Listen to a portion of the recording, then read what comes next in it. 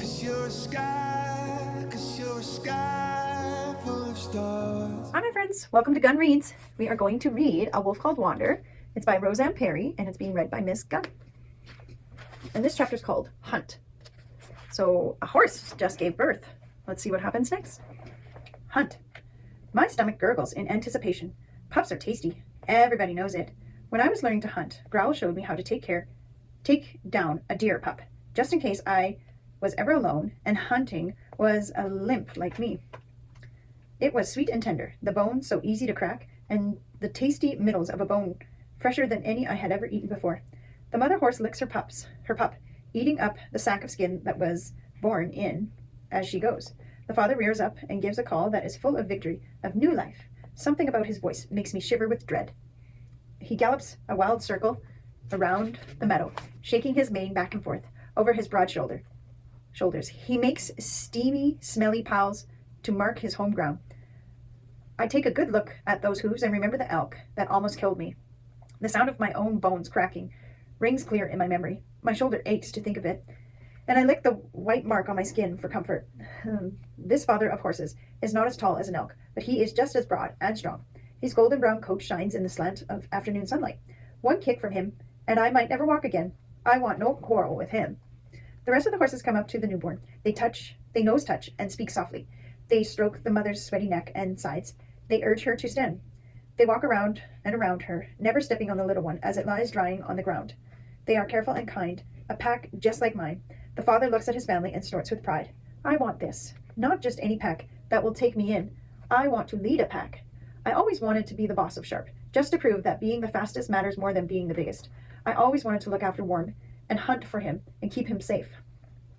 But this is more, so much more. I want home ground. I want to wetmark a place of my own, a good place full of trees and elk. And here's the picture of the horse.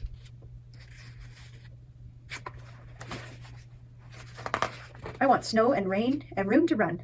I will never stop looking. The thought of finding my own home ground and earning a family makes me want to howl up to the moon, even if I am the only wolf howling. This is no time for howl. I should move on. I should leave the horses in place. The sun had hit the horizon, and I used the light of the last of the light to choose a patch off the mountain, a patch that will not cross the meadow, the horses' home ground.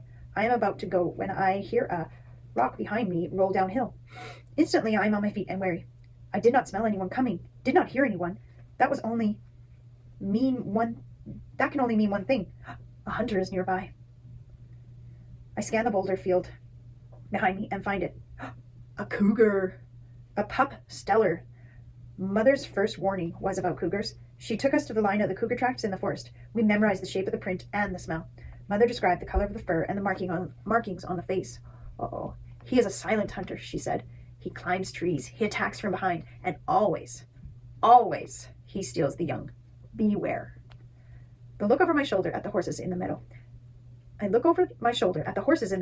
They are settling in for the night, wrapped in the warmth of her new pup and each other. Even the father is weary and puts his head down to rest. They have no ravens to send up the alarm. I check my escape route. I am no little pup to be stolen in the night. The new horse is what a cougar would want. I should walk away, but the horses are not sneaking, solitary creatures. They are not mindless grass eaters like sheep. They are a pack. I could warn them. I should. A cougar is bigger than me. He can jump rivers. I have to swim and leap into trees like a bird. With a pack at my side, I would not fear him for a moment, but I am on my own, and cougars are treacherous. It is coming into range in a moment. The smell will give me away. I make my choice. I give one sharp bark. It is all the warning I can spare. I bolt from the ridgetop. I am fast, but a cougar's faster in the short run.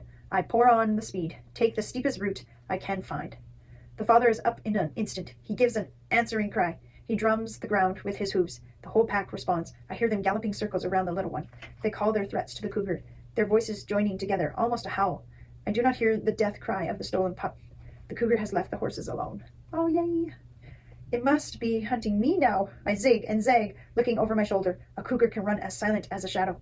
I will never hear it coming. I am ready to fight it off, if it comes to teeth and claws.